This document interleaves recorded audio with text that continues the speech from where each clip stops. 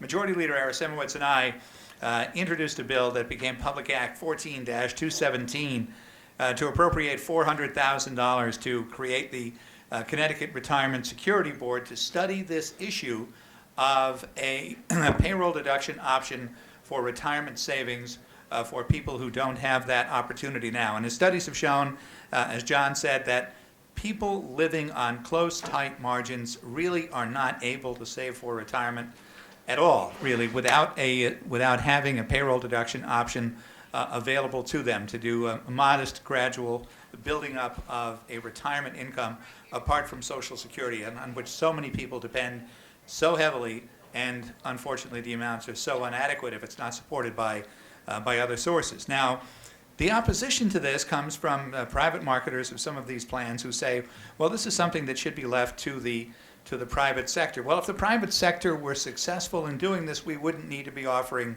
this bill in the first place.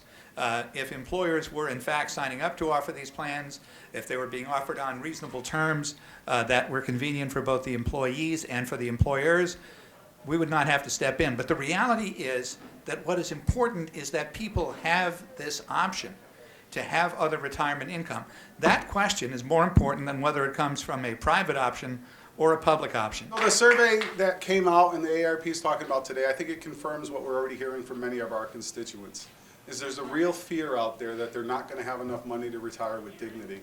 And they don't want to rely on family and state services to make ends meet.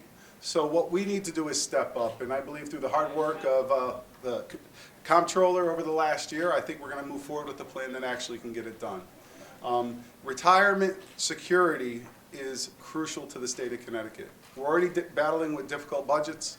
The need for services grows higher and higher.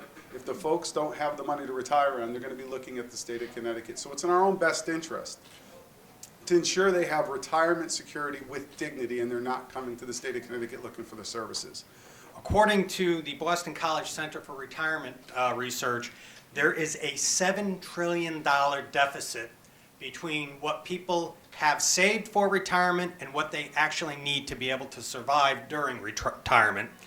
And only half of households actually save for retirement as it is.